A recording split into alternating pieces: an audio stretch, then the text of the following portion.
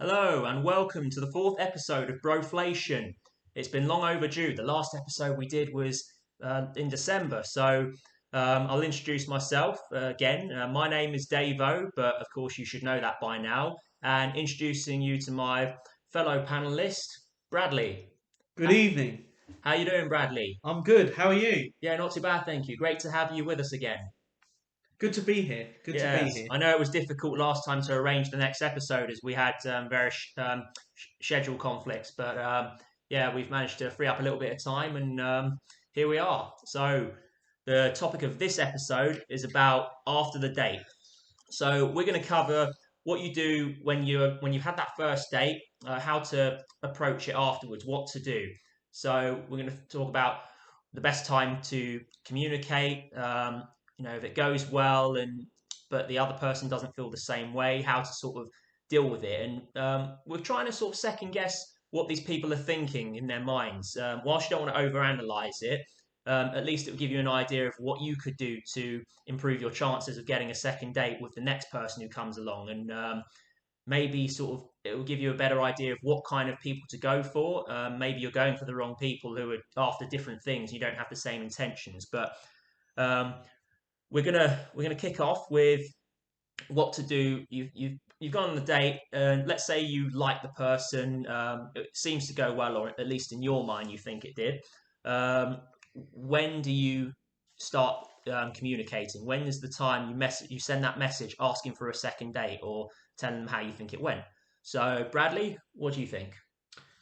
So I think that so obviously after the date, depending what time and because you might have been out during the evening, but I think the next morning after the date should be the time to message them and say you had a good time last night. Because I think if you send it on the same day straight away right after the date, it can become a bit overwhelming. And also just to let them get home. You can even message them straight after that evening and just ask them if they've got home okay.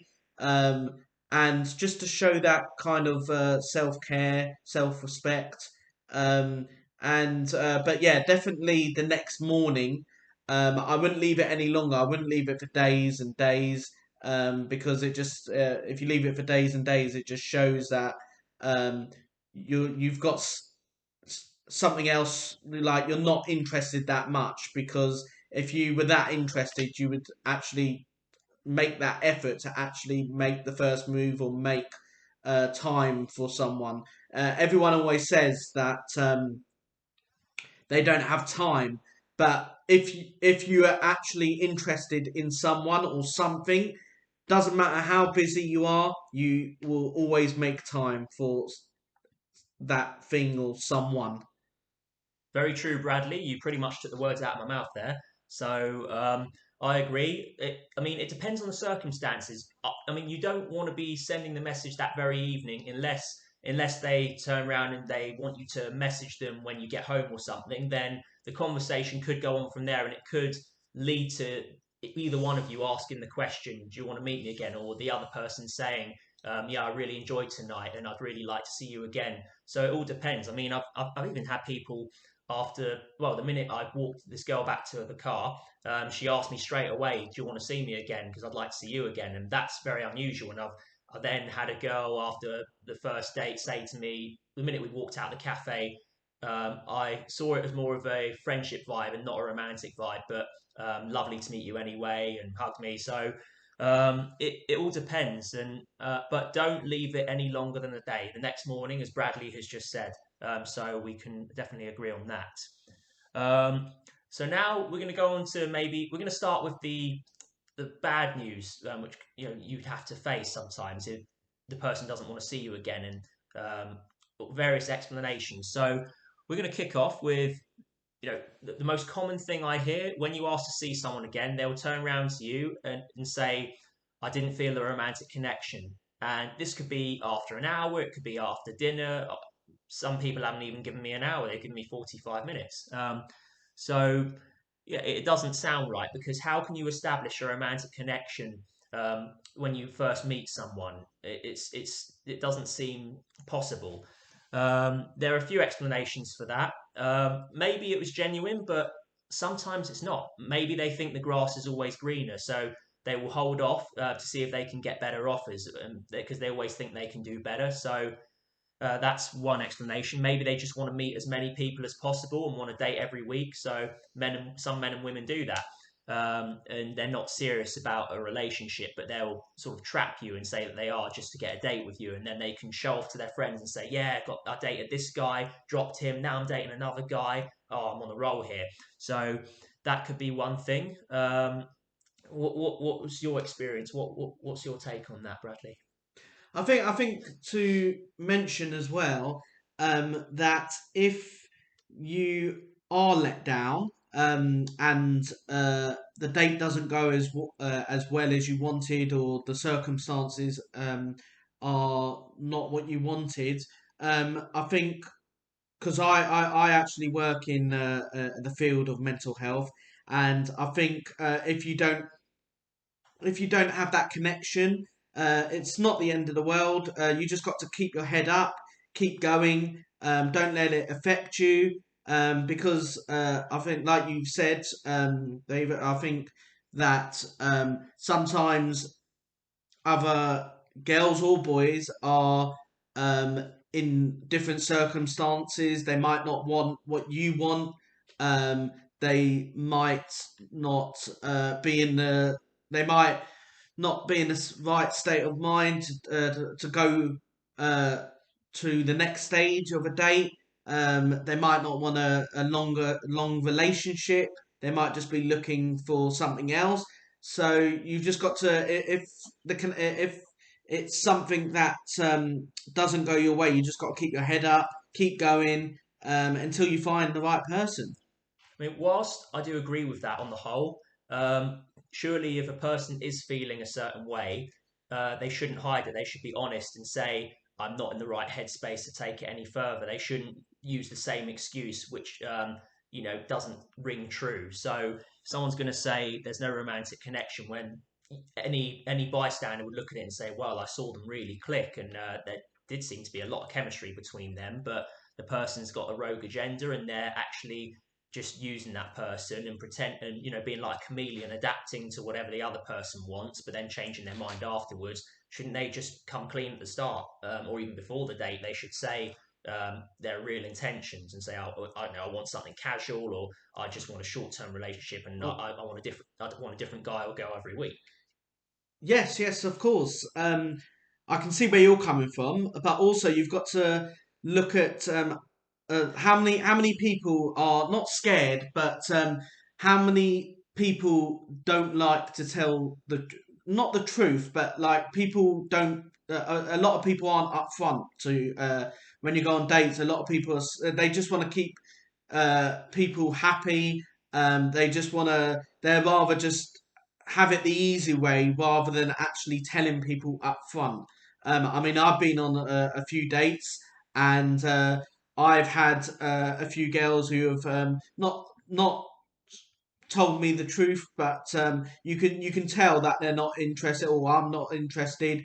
But sometimes when they're not interested, they don't tell you the whole truth. They say, yeah, yeah, yeah, yeah, we'll meet up again, but then that's you don't hear. So they try and make the easy way out. They're not always upfront and honest. I'm not just saying it's boys as well. So we're not going to obviously be sexist, but it is Yeah, boys and we girls. stress Yeah, that we're very balanced and that it works both ways. Takes two to tango. yeah, yeah. So yeah, yeah. So not everyone is always honest and upfront. Yes, that's what you got to look out for, and it doesn't make it right, but that is the reality, and it's our generation, unfortunately. I mean, I'm as honest as the day is long, and I can say that now because the days are getting longer. So yeah, with British summertime around the corner, but yeah, it is hard to get a romantic connection after the first date, and I just think the world would be a better place if people were more honest, and they shouldn't be cowards. But that's just how I feel. I think as well. You have to think when people go into dates, a lot of people have are quite nervous. Um, if someone says that they're not nervous, it's everyone gets a bit nervous when going on dates. Agreed. So you've also got to, so going back to what we just said, and being upfront and honest. A lot of people go into the dates a little bit nervous. So it's very hard to be upfront and honest, as well as having a bit of being a bit anxious and being a bit nervous. So yeah, that's why not a lot of people are always honest, and because there's always a bit of nervous within them as well. Yeah, I can understand that because people are scared they're going to get an adverse reaction. Because yeah, not everyone's as lenient as we are. Like you and I, Bradley, we turn around and say, okay, no problem, whatever. But you could have been a bit upfront about it. But you do get some psychos out there who would keep harassing them with message after message, calling them, stalking, whatever. So I can understand that fear from both genders. So that part makes sense. But um, you know, I also think for the first date, no one's expecting the person to reciprocate just because you took them somewhere nice, for example. I actually, or even we're actually against doing that on the first date, but you have got to watch out. Some people are gold diggers and they're going to expect you to take them somewhere nice. So, for example, someone who she was absolutely gorgeous, looked like Mila Kunis. She was an absolute joke, but a taller version. When I suggested let's go for a drink, she wanted to go for dinner for the first date, and she was asking me my favourite restaurants, and obviously I came up with the best restaurants because they are my favourites. On the odd occasion, I get to go to them, and then I suggested we go to Fischer's, which is a lovely Austrian restaurant in Marylebone. But yeah, she ghosted me after that, and I thought, well, obviously, because it wasn't the most expensive place in town, it wasn't good enough for her. But still, if I went to Fisher's or the average person went there, we'd have to remortgage our property. But you have got to watch out for the gold diggers who just want someone to take them to their favourite restaurant or favourite private members club every week. Another problem is that um, people who are just going on dates after dates and say to every single person they're a romantic connection because they think they can do better, they're never going to be satisfied. And by that logic, they're never going to meet anyone and they're not going to be happy. Um, and what you've got to notice when people say that to you, no romantic connection, and I don't see it going any further than friendship, a lot of these people are still on dating apps. So don't take it personally. It's not necessarily you. They are trying to find what doesn't exist, or they're finding what they can't get. So some have quite high egos, but maybe deep down it's low self esteem because maybe maybe they don't think they can handle anyone. And they don't think they can cope with a relationship or think they're good enough for anyone. But some men, for example, we all want to meet and marry Margot Robbie, but I want to be an astronaut, and it ain't happening. And a lot of women want to meet Leonardo DiCaprio and marry him, but if you're over 25, you're too old. You've got no chance.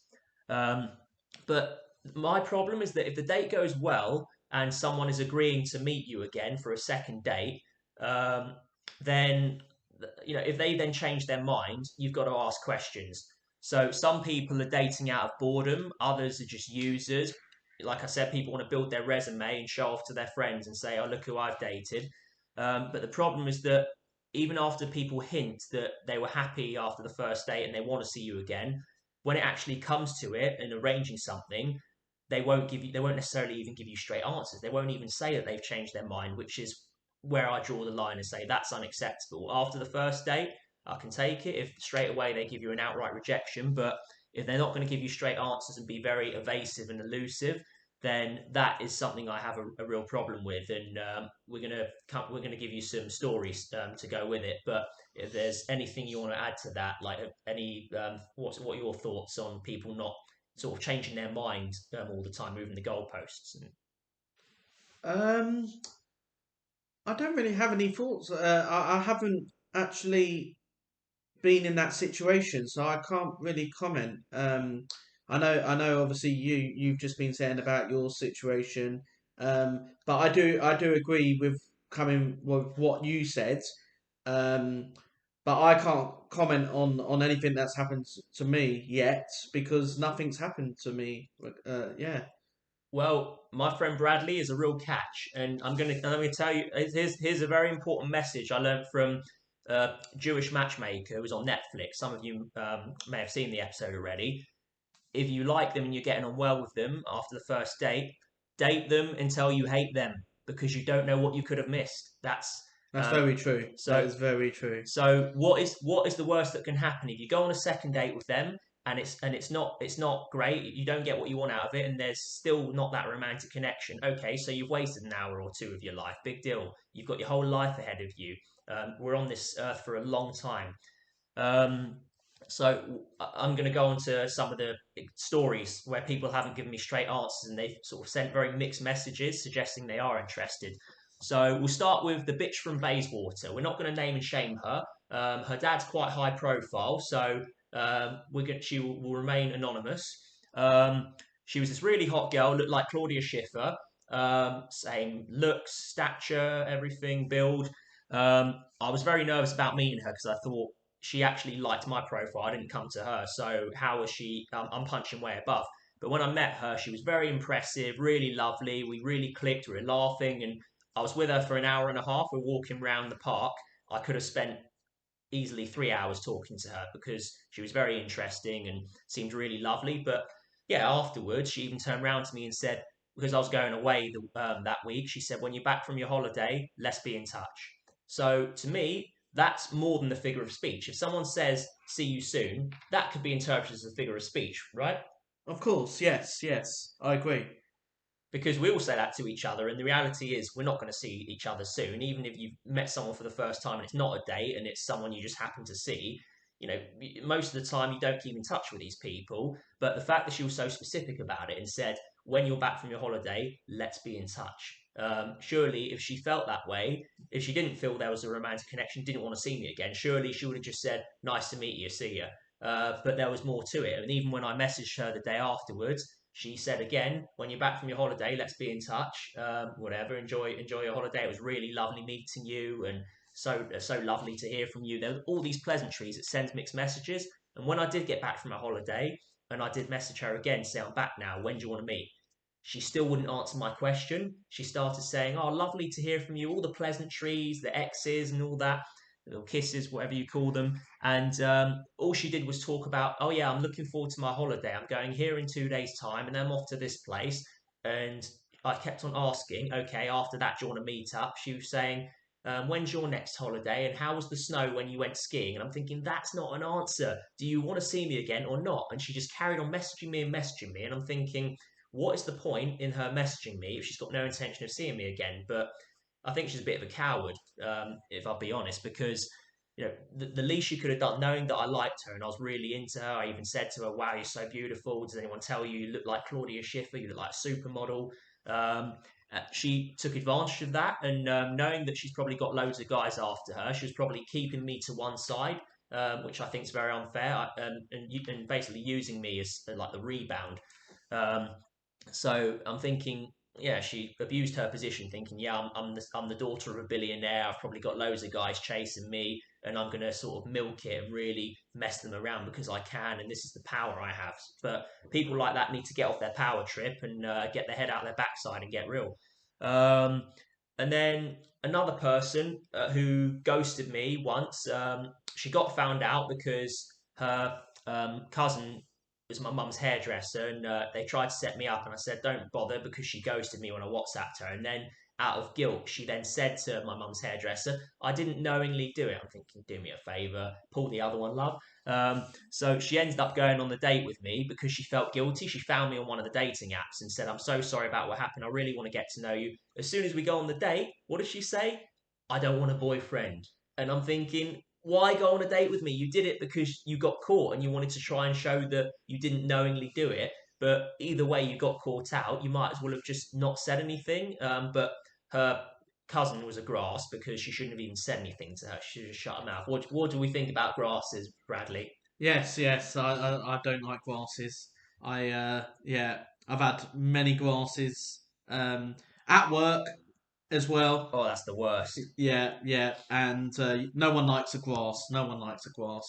Yeah, and another problem is that people behave in very strange ways. So we've got the insomniac. I've got a few nicknames of people I've had interactions with. The sexy lunatic, but we'll start with the insomniac. So she seemed really keen, wanted to see me again, and then after the second date, which seemed to go well, she like ghosted me for a few days, and then messages me after 3 days. And because I didn't respond to her message straight away, she basically told me where to go, and I think that's outrageous. But that was probably her insomnia making her a little bit cranky. Um, but yeah, my most recent experience was this girl I took to football. I mean, she kept on changing her mind about seeing me, and after I was really lovely to her and was very understanding when she was a bit reticent about seeing me. She just went completely quiet on me, and I got ghosted, and she's not contacted me since. After she cancelled on me a few times after the first date, even though she was so hell bent on seeing me again, saying, "Yeah, defo, I want to see you again. You're such a lovely guy. You're different to all the others I've dated." All these pleasantries saying that I look like Jacob Elordi. I cut my left bollock off to look like him. I really don't. And it was some really weird compliments. Like every the start of every message, oh hello my love and ciao bello, which for those of you who don't speak Italian, hello handsome it means. And she was even saying I've got nice legs. I mean, no one's ever told me that. I mean, what's the weirdest? Let's go off topic for a bit. What's the weirdest compliment any girl's ever given you? Oh God, you put me on the spot. Um, That's the idea of this podcast. Go on. oh yeah, I know. I can't think off the top of my head. We might need to do it on the next. I might. I'll think. I'll have a look back and let's do on the next episode. Now we're back. We won't leave it as long. So within the next week or two, You know, we'll do another episode and maybe we can discuss about um our weirdest comments and yes, let's do that. So we'll go back to the I've Italian had girl. many. I've had Oh, many. yeah, I can't think off the top of my head of how many I've had. yeah. Yeah. Probably it's just mind-boggling. It clouds your mind a little bit, Yeah, so I understand yeah, that. So this Italian girl, she always responded. I mean, I'd have to message her twice to get a response out of her. But at first, I was assuming maybe it's because she likes being chased, and some women do like to be chased, as do some men. So you have to do a bit of chasing and really drive them mad and be persistent, and that's led to a lot of successful marriages because family friends of my parents, the one partner drove the other mad before they got together, and it's just that's just the game. Some people enjoy it because they love the attention, not holding it against them in any way. Maybe it just adds to the thrill, the excitement. So, but this was kind of a step too far, and Bradley even said to me when she cancelled on you on the day when you were supposed to go for dinner for your second date, you told me I should have kicked her into touch there and then. But because I sort of had it in my mind, maybe I need to chase her a bit more. And because she did want to rearrange and said, I just didn't feel like going out for dinner that night, but I do want to see you before you go on holiday. And we can do a video call if we're both busy. But either way, I'll see you after your holiday. And she was still exchanging pleasantries, sending really nice messages and responding, still watching my Instagram stories. But as soon as I got back from holiday and I said, well, let's meet up now that I'm back, not a dicky bird. For those of you who know Cockney rhyming slang, not a word. Um, so she's completely blanked me. And I think when you do something so nice for someone and you give them chance after chance, you're so lenient and you're a real gent, the least anyone can do is just say to you, sorry, I've changed my mind, I'm not interested, or I'm seeing someone else and there seems to be more chemistry. This is as far as it goes. Nice to have met you. That's the least they could do. It's common courtesy, isn't it? yes, yes. I agree. I agree. I think being in relationships, being honest with someone, um, is much more respectful, and people appreciate it more. And obviously, once you start getting into long-term relationships, honesty is one of the key things in a relationship. And you've heard the slang before. Honesty is the best policy. I think that goes at. I think you've heard it. I've heard it at work. Music to my ears. Yeah, honesty is the best policy. It's the most important thing in relationships. Yeah, and you called it right, Bradley, because even even you said there's only so much chasing you can do, and that's a sign that someone's not interested. Even other people were saying to me she's not interested, but I thought, why didn't she say that then? Why? That's what I don't understand. And this person accused me at first before we ever met. She said, judging by your profile, you just want to meet as many girls as possible. But anyone who knows me will know that's not the case and that I'm after a serious relationship. But a lot of them will project their weakness onto you, so or their behavior onto you. So she probably is the one who wants to meet as many guys as possible, but is too ashamed to admit it. Whereas I genuinely am out to meet the one. But now we know why she's single. Um, but yeah, when someone behaves like that and lets you down at the last minute, given we arranged it a week ago, she had the whole week to say, I don't want to do it, I'm not interested. I think that's cowardly behaviour, um, and her morals are highly questionable. I think as well, some people can't handle a nice person. Like maybe that's their low self esteem because they think it's too much for them and they don't know how to respond. They kind of freak out. Um, it's very strange, and yeah, maybe it's because they feel they're punching above their weight and they've been mistreated so much as well. They don't know how to handle it and don't know how to respond, so they just run for it and they can't even say anything. They're too scared to even face their fears. But we're gonna come off of that and now onto the brighter part. So let's say the person wants to see you again. You get that second date and they're not cancelling on you. What do you think you should do for the second date? Let's say you've gone for a drink, something light, just a quick drink. What would you suggest? Wine them and dine them, something fun and interactive. So I think if uh, the first date obviously goes well, and the second date should be a bit more interactive, a bit more so you can maybe go for dinner or because you want to get to know them on a higher level. And you want to bring out their personality. You want to bring out your personality, and you just want to get into like the mode. You just want to get to know people, know them in a like More intimate way. yeah, more intimate way. Um, so yeah, the first date is just seeing if you have a connection, and then the second date is bringing out the personality, making it more fun, making it more flirty, making it more just to see how the connection's going, and if you have interests, if you have the same interests, if you have the same. Um, if you like the same things, just stuff like that. Yeah, and whilst I don't disagree about going for dinner, I personally would want to do something fun and interactive, like, I don't know, go play darts, bowling, or something fun so you can really bring out each other's personalities. And maybe if you mess up your bowl when you're going bowling, or you miss the dartboard when you're playing darts, they can really see your silly side and how you respond to all different kinds of situations. And that's you get a better understanding of what the person's all about, and do they take themselves too seriously, or can they have a laugh, and you see them in different sort of settings. And I think that's a great way to do it. And eventually, I think after that, I would take them for dinner. And maybe even after that, all being well, invite them round to my place and cook them dinner. Maybe go for a nice walk in the park. And once after a few dates, maybe go to the movies or watch a movie together, be it in the cinema or at home. So yeah, there's loads of different options that you have. And just to add as well, no one wants going back to what you just said. No one wants uh, a person who's serious all the time.